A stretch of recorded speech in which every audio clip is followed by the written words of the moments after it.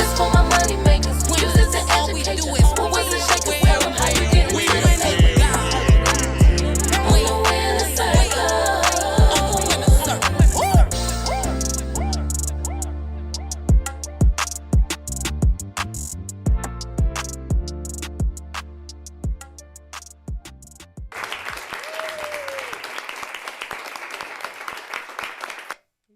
Hey everybody, welcome to the Winner Circle Podcast with your girl Sam J, E-Man Davis, and OC the Great. What's up? What's going on, y'all? What's up? Hey, we have joining us today the amazing. Yeah, I'm gonna call you amazing. Amazing. That's maybe I don't know that part of you. So. Well, you don't, but you can. Oh, yeah. But go ahead. We have us sitting with us today. It's the Miles. Oh, wait, on the Podcastic Network.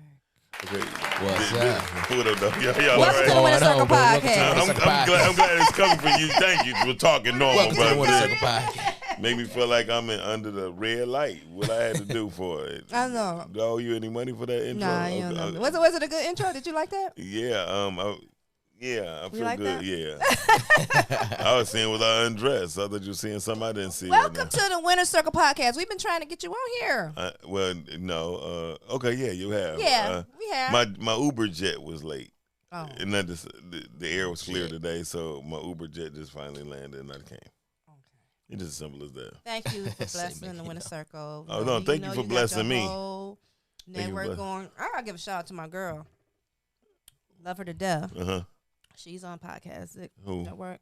Tia Honey. Tia Honey, that's my baby. Something to talk about. Yeah, something to talk about. Okay, go ahead. She has great shows. Yes. Great topics. She be man bashing, and I'm gonna tell don't everybody. man bash. They be man bashing. They just tell it like it is. No, women just be crazy. It's just the women's point of view, but she also gets the male point of view as well. Yeah, but the truth of the matter is, everybody just got to be accountable for what they do.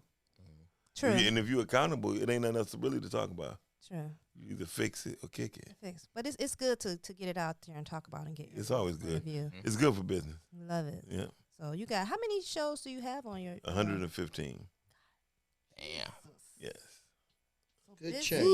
Good check. How many days a week do y'all run? We run 7 days a week. Really? Yes. Because I have different people from different parts of the country and across overseas that's joined. You know what I mean? October, November, December always be the growth. Fourth quarter is always a growing part of the season. Yeah. Okay. Yep. That's where most people harvest stop, mine start. Okay. Well, we want to find out a little bit more about you, how you got your start, where you start out in the city. Start. Yeah. That start in the entertainment business or start with podcasting? Well, entertainment overall. Yeah. Let's start back when. Okay.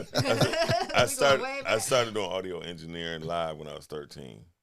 Just helping out somebody, and I started plugging in, started learning about sound. Once I learned about sound, my mother suggested I go to school. Another mentor of mine said he don't need school; he's naturally inclined for it. And he taught me, put me up under his wing, and I started doing the studio. It was at Connected Enterprise, and that's where the phones ring a lot. And by the phone ringing a lot at Connected, I learned how to pick up on rings. Ringtones. Actually, the joke of it, the better joke was the phone ringing, but I learned a lot from ringing. He taught me about tones through phones. Remember back in the day, you used to have tones on your phone. You go boo, boo, boo, and people could actually tell what your phone number was. So when people used to like, yeah, you don't remember that? When phones had, but I didn't know you could tell what the phone number was. Yeah, each number had a different tone. Yeah, the numbers had a different tone. Dial tone. Yeah. Dial That's tone. why they call it a dial tone. Like, and so he taught me sound that way. Okay. And so he turned me, learn the sound that way. I learned about different frequencies.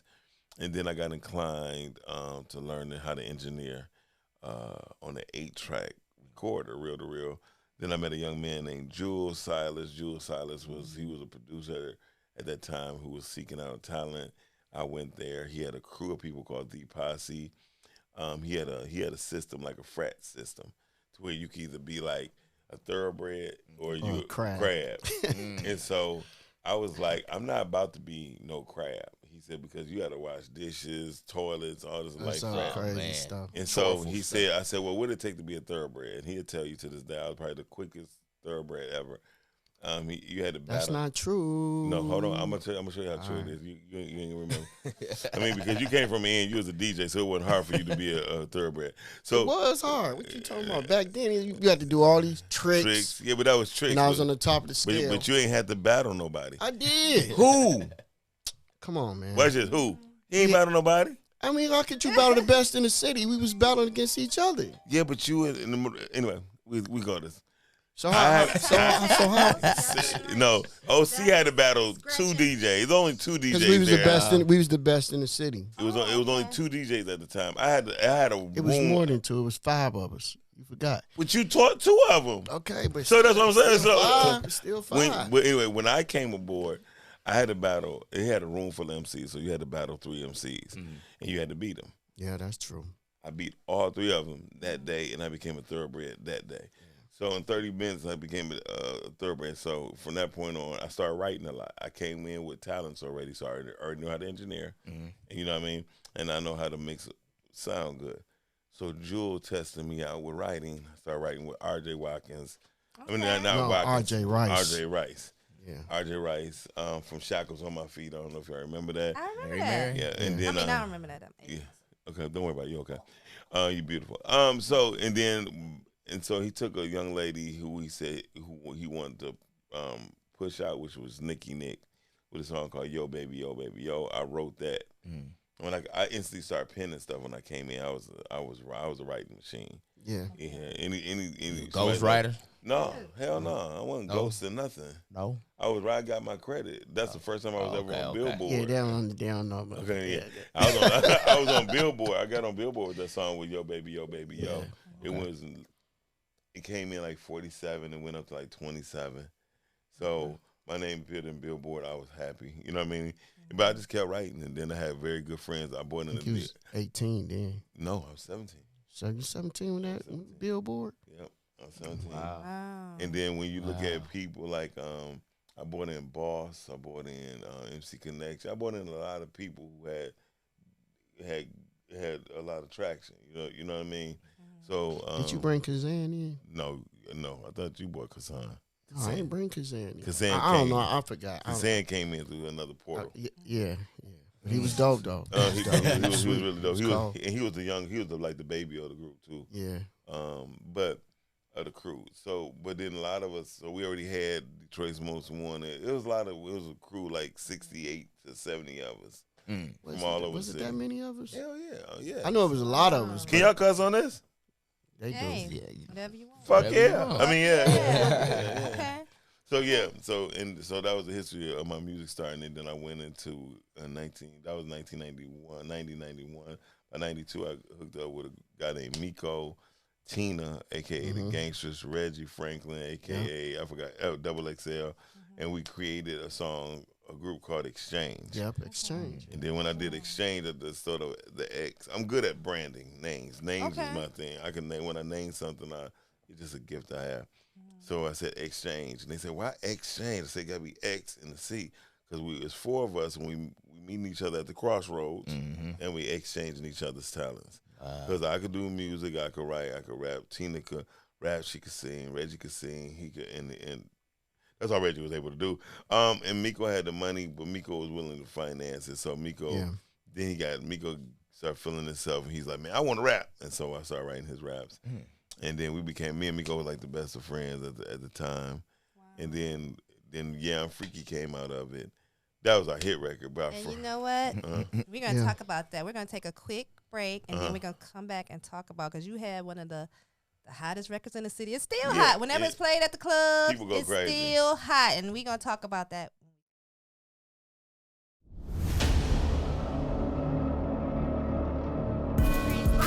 Over jail, they be crying. Wonder how they gonna come home. Nigga, I stick. Yeah, I stick. What about? I do what I gotta do to take care of my child. Motherfucker, get the fuck on up out of here. Talk for your ho ho. I want a PlayStation 5. the fuck up. Shut the fuck up. You doing all that pillow talking, nigga, shut the fuck up. You ain't never had to offer, nigga, shut the fuck up. Want it harder, want it softer, nigga, shut the fuck up. Shut the fuck up. Shut the fuck up. Ain't been trying to watch the mob, gotta walk different. Ain't been caught up on the lingo, gotta talk different. I'm riding around with a shooter and a Smith & Wesson. Don't hit my line, I ain't answering no trick questions. Welcome back to the Winner Circle Podcast. I'm E-Man Davis. I'm better known as OC the Great. Great. And your girl, Sam J. Sexy voice. Yes. And And if you didn't know, He gonna give me a feature. you gonna give you a feature? Yeah, I'm gonna give you a He feature. gonna give me a feature. Oh man. The song gonna be called "Talk Dirty to Me." Talk dirty to me. And we with our special guest, Miles. Oh yeah. What's yeah. up, Miles? Welcome to the Winner Circle Podcast. Yes, I want to let y'all know that my name is spelled Milds Let them know. because I just found out about 6 years ago my name is spelled Milds. Yeah, because I was about to go out, going out the country. I needed my passport, so I needed my birth certificate. Man. Yeah, That's so okay. yeah, it was a bad thing, but I understand all the jokes. You know, Black and Miles. You know what I mean? It all went together. It all started coming together, and it kind of Right. formulated on my purpose of the butt of the jokes. Yep. So tell us, you got the classic song, I'm Freaky. Yeah. And you real big behind that song. So tell us about how it came together. It happened quick, but it took time, but it happened quick. Last hours of the mix, it didn't sound right. Tina said something like, I'm freaky. I was like, go in there and record that. Then we was all drunk by this time. And so it was like about 6 or 7 girls, 8. And if you really listen, we say, yeah, boy, I like the way you throw that D. They supposed to say D, but they were saying dick. Okay. Because some girls in the background was drunk, throw that dick. And so I kept it. I kept it. And then I just started sampling, started getting real geeked about how I was doing it. And then I was Overcrowding like, it. Huh? He was overcrowding the record. Definitely overcrowding. And when did that come out? 93, 92, Still 93. hot. It's like 30 30 years years. old. And Yeah. it's still hot when they play it. Freaky became 30 years old June of this year. Really, that's as far as the group became like 30 years old. Rest in peace to Miko. He's no longer with us. He's definitely an ancestor. But Reggie Franklin is alive and well. So is Tina Jones is alive and well. But that's the record. And we didn't even think the record was gonna do anything because we just thought it was. Honestly, I don't know why I told you it was a hit. You did. I told her, so when you brought it to me the third or fourth time, because the record was overcrowded. When I heard it, I was like, trash. That should be my word. That was my word. And he understood, because we worked together. We always worked together. We know. I ain't never So, looked at it like he was dissing. Yeah, I never dissed him or nothing like that. Constructive music criticism. Yeah, and he would tell me the same thing. Like some records I did, they trash. You'd be like, Yeah, but OC very seldom He's like, this shit ever had trash. I'd be like, it's not trash. It is trash. OC So I had to say. OC never really had no trash. OC always made good music. Okay. I had some records that didn't make it out. Okay. The records I did chart, but we talking about the Amazing Miles today. Amazing, man. You know what? Thank you for the introduction.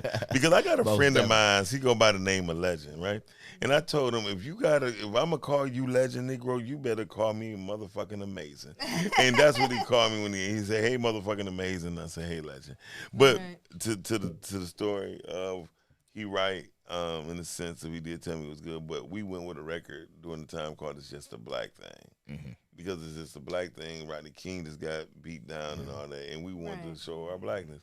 And that was actually the video that was debuted on BET. Okay. I cried that day to see Donnie Simpson from Detroit introduce our video.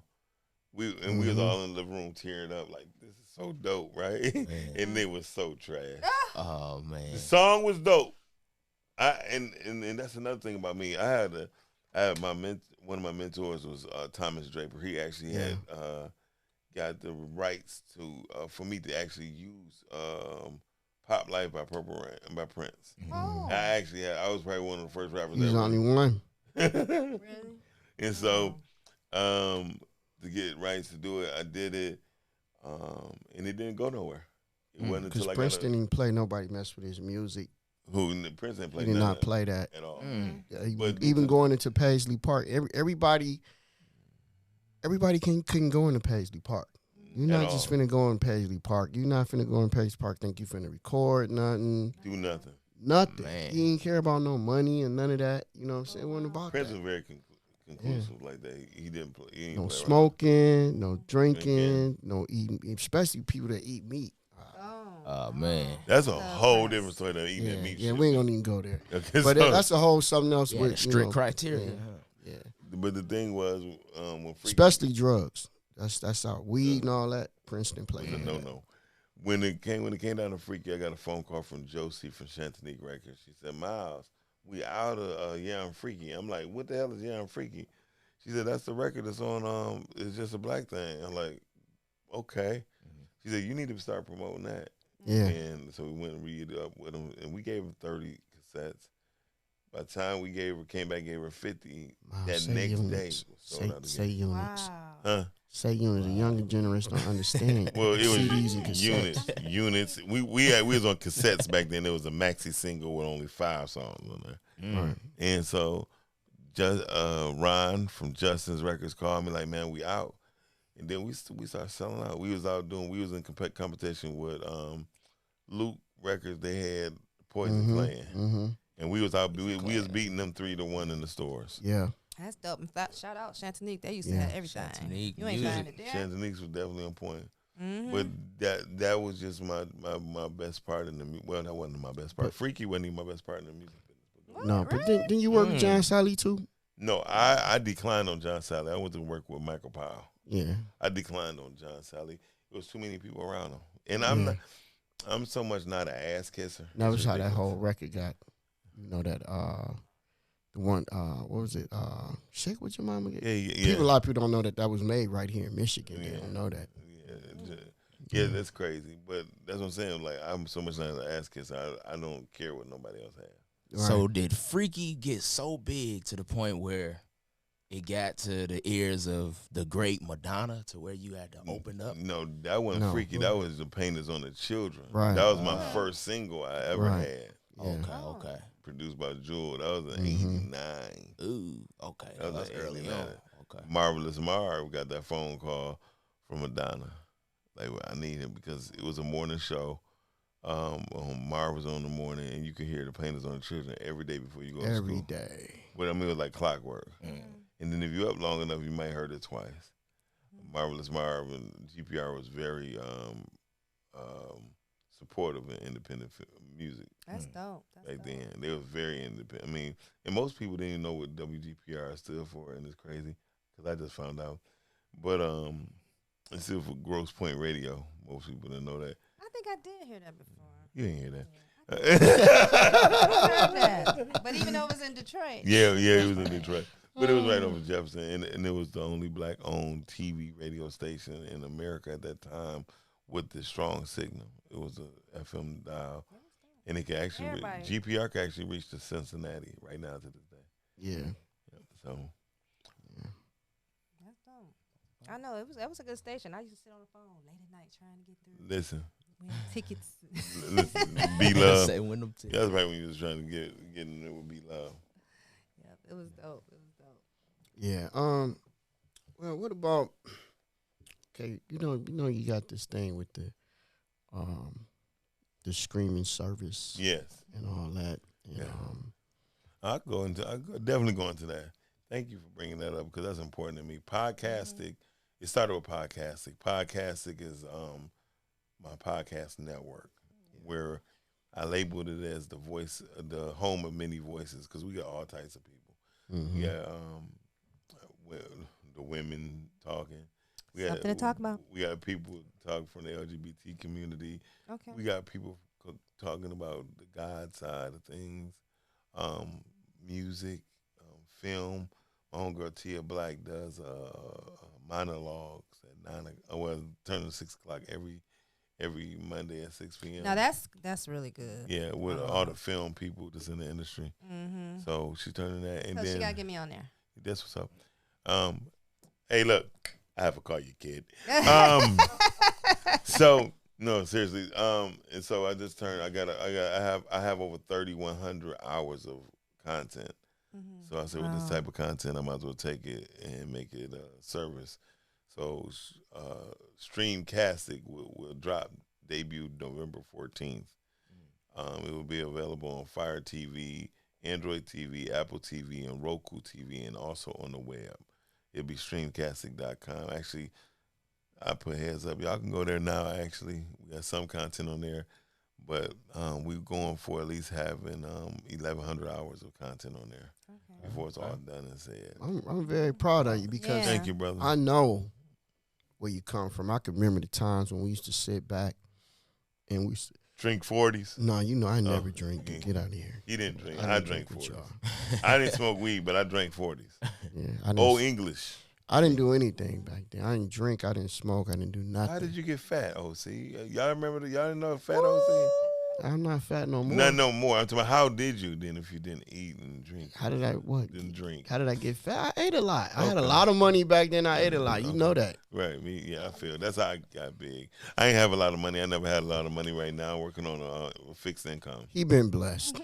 He been It sounds like he been blessed. I don't have a lot of money now, but yeah, that was good. I've been blessed. So we're going to go to a quick break. And remember, put in your streaming bar. Yeah. Streamcastic. Yeah. Right. Podcastic, all of it. Check it out. We'll be right back with you. Right back.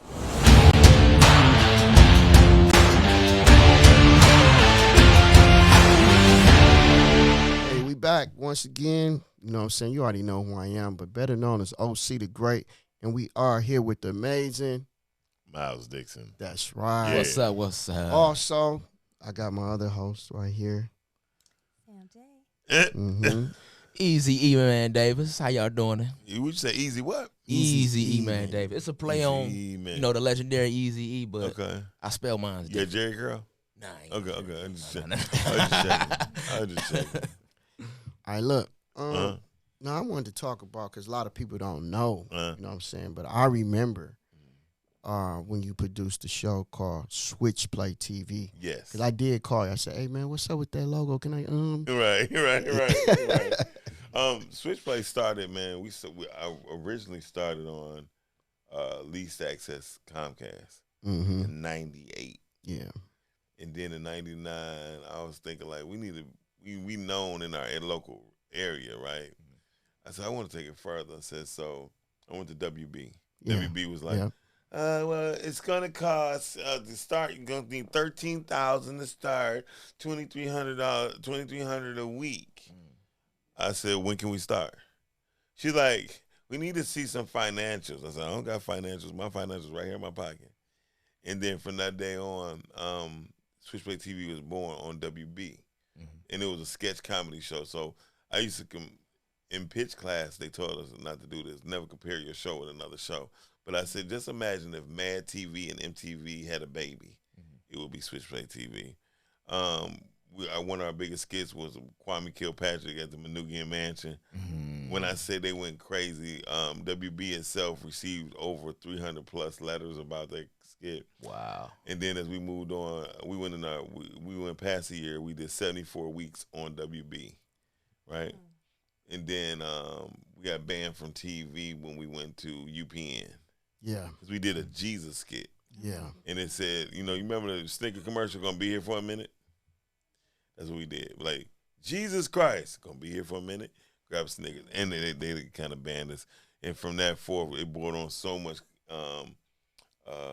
chaos to where Dish Network reached out to us to put our show on Dish Network. And we went. I'm one of the first television programs independently to win national within the city. Oh, that's right. Nobody never had a deal since Soupy Sales. Nobody had a deal since Soupy Sales, and Switchplay TV is the only two independent shows that had a national deal. Okay. That's a big ass gap. Soupy Sales, that's 62. Man. It's 2002. So would you do something like that again? yes, I'm doing it. Switchplay TV is coming back, but it's coming back on Streamcastic. Streamcastic, baby. Yes, it's coming back on Put it in your Streamcastic. browser. but all the other stuff came from me doing graphics. By me doing graphics, Say No More Graphics was one of the leading companies too here. Like whatever I do, I believe in just taking over. I don't play well with others unless others is on the team. Okay. I'm very competitive because I read a lot. I've been in the dumps before, and I was one particular time I was homeless. I used to sleep in Cass Park, so I've been through hell. You feel me? So I tell, like he said, I made a lot of mistakes in my life. You feel me? But I learned from a lot of other people's mistakes as well. And with music, like he said, back off air, he was saying how we had like what you would call a bucket list of things we wanted to do when we grow up. Right. I only really have. He say I got 2. I really don't have one more bucket list thing I have. I did a play, but I've been in plays. I've been the producers of a few plays, but most importantly, I have created a play which sold out every show that I had called Daddy I Love Him, and it's a faith-based type of anything I use, I put God in it. So on Streamcastic, you will see Godcastic. Godcastic is going to be a channel with nothing but Christian hip hop. Honestly, I'm gonna say this. Oh, you about to do it? Christian hip hop is better than regular hip hop right now. It's more nobody biting off of each other. Everybody sound different. Christian hip hop right now reminds you of when hip hop really started, when nobody wanted to sound or look like anybody else. Okay. And Christian hip hop been like this for about the past 4 or 5 years. I'm about to get Christian hip damn sure longer because what's his name? BJ. I think his name BJ or no BJ the Chicago kid. No B to the J. I think he's locally produced from here. He might be from Chicago, but he's a Christian hip hop artist. Him and B Def at one time was being compared with each other, but he rap Christian, B Def rap for the streets.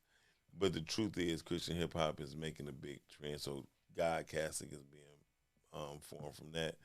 And like I tell people, the bucket list we did. People don't understand the importance of having goals and setting things for yourself. And me and OC and a few others will sit around and say, I want to do this, I'm going to do this. I have done everything that I said I was going to do. Hit records, marketed hit records. I have 8 #1 hit records in this marketplace without payola. And I mean, from the Eastside Cheddar Boys, I did the marketing for the Eastside Cheddar Boys. Yep. Like the reason why you heard of them was because of me, because I did the marketing for them. That's family. And it's a lot that went behind that. The MC Bree record, all we do is club. That's that me too. All day. I had the #1 street team in the city, which was the Street Angels.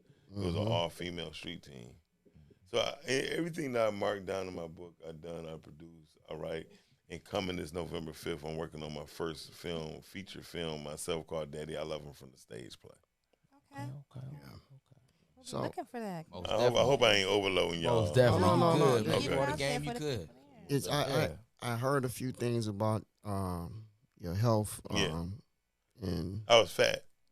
Yeah, I got fat. I got up to like 338 pounds. Okay. That's big as hell for me. Yeah. Anybody know me? When Freaky came out, I was 99 pounds. He was a little dude. So I got up to 338 pounds. And what happened was death was knocking at my door. I have children. So I started thinking about my children. I said, you know what? I got to get myself together. Then I had a stroke because of one of my children. Feel me? Worrying about it because she's not in my life. Her name is Erin Williams. Erin, if you watching, baby, call your daddy. I haven't seen her in a while. And at this time, she was completely absent. So I was worrying, always worrying. And then, not to blame it all on her or the situation, I wasn't taking my medicine. So I wound up having a stroke. I had a cancer scare, and then I had COVID. Okay. So I've been through hell. You know what I mean? So right now, I'm really worried. I'm really focusing on my health. Okay. You feel me? I don't drink like I used to. At one point in time, I wanted to die. When I was 40, I'm like, shit, I done everything I said I was going to do. That movie shit, that play shit could wait. I'm good. I'm ready to go. I'm ready to go see my mama. You know, that's how I felt. So my mother died in my arms when I was 16, so I've been on my own all this time. Yeah. Okay. So when I started thinking about life, I'm like, man, I've done everything. And I started drinking a fifth of whiskey every single day. And taking like 2 to 3 Tylenol, 3s and 4s, all that. Wow. And it's only because the pain. I ain't want to be. I done more. I literally, sometimes, every 10 years, I would do more in 10 years than most people would do for 40 or 50. I probably hired more black people than people could possibly imagine. I done trained, I done taught. I tell people all the time, I might not be the best, but I done taught the best. You know what I mean? I'm not motherfucker you gonna get that baton to. Give me the baton first, because I'm gone. Right. Okay. You know what I mean? Yeah. That finishing part, finishing is not for me. I give it to another person who like me on the other end. You feel me? So I try to give people the best of me, whatever I do. And like I said, I don't play well with others in competition. I would tell you that. I would tear that ass up.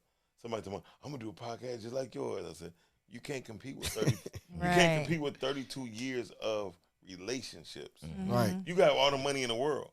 Right. But I got 32 years of relationships. Right. You just can't beat that. I don't care how you want to look at it. It's true.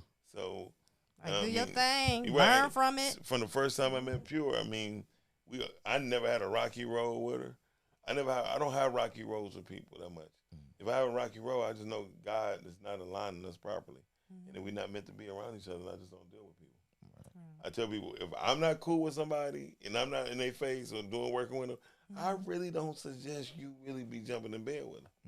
It's not because it's not doc approved. Right. It's just because their spirit not there.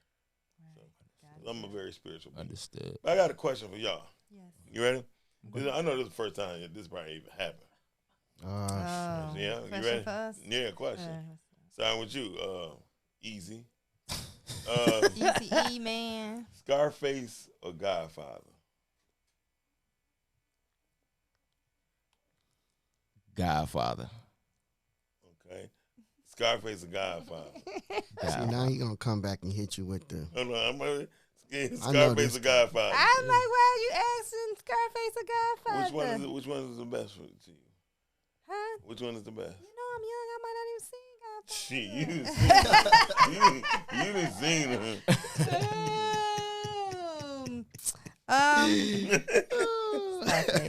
Scarface. Scarface. Okay, Scarface or Godfather? Godfather. Okay. You know how to swim easy? Nope. Nope. I'm being honest. I'm being honest with you. You don't know how to swim? Easy. So you know how to swim? Yeah. There you go. So this is how I determine a lot of things with entrepreneur, because I'm big on entrepreneurship. I never had a physical job. I clocked in with nobody. You feel me? So most entrepreneurs know how to swim. Okay, because the risk is there, right? And so you either sink or swim when you swim, right? So this is how I determine my relationships with people. So y'all get this, so y'all can have a way y'all analyze. Scarface died 36 years old, getting riddled with bullets in his very own house, no kids, no nothing. Yeah. Right. The Godfather died. He was 78 years old, playing with his grandson in his own vineyard. 3 legacies. I mean, three generations. Okay. So the mentality of Godfather is like 100% correct for me. Okay. Because it taught people things about having integrity. It's about respect, power, money, and not money, power, respect. Okay. Money, power, respect get you fucked up. Okay. Respect, power, money get you a long life, longevity in the game, and that's what you want. Like so, that. and I ask everybody this so I can, when I deal with them, you know what I mean, how I deal with people on their mentality, not what they have, you know what I mean, not what their past was, but where their present is. I deal with people on what their past was for the knowledge. Okay. You know what I mean? Intelligence tell you how, but wisdom tell you when. Okay. Yeah, so y'all get that in my book too. I got a book. Okay. Called the book of the Bible, the book. Godfather. That's the it right business there. Bible. That was it right there. Yeah. He said he was gonna Most do a book. definitely. Yeah, and everybody say I did the book called the Book of Carter, the Business Bible. I took inspirational lines from Jay-Z, and I show people in business what it really means. You know what I mean?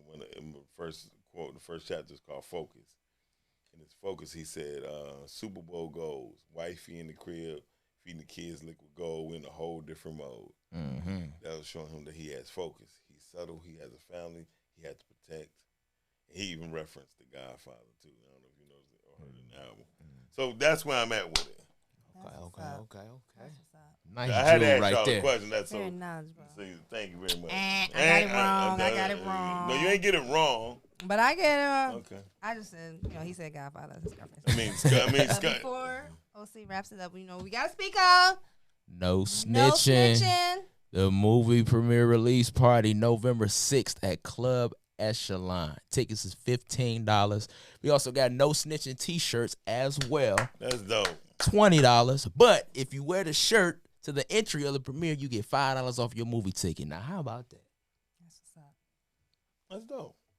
You ready? You ain't even tell me you got a movie coming out. Hey, you gotta come to premiere. In the words of Bernie Mac, y'all gonna sit up here in my face and look at me dead square and then tell me no shit like this. What the fuck's going on? I'm gonna come on podcast again. Y'all need to be on podcast, most definitely. That's right. Run me the premiere. Run me the video, the trailer. Trailer, we get you the trailer. For sure. Yep. We thank y'all for being right here with us on the Winner Circle podcast show. As you heard from the amazing Miles Davis. Dixon. Miles Dixon. Don't worry about it. He's great too. Shit. The great Miles. So keep tuning in right here every Tuesday. Can I throw my gang signs in the camera? Look at you. I'm flipping. Every Tuesday, 8:30 p.m. right here on the Winner Circle podcast. I'm been your host, OC the Great. Also, you heard from the amazing Sam J. And Easy E-Man Davis. All right. We out of here. Yes, sir. Davis. Yeah. Davis.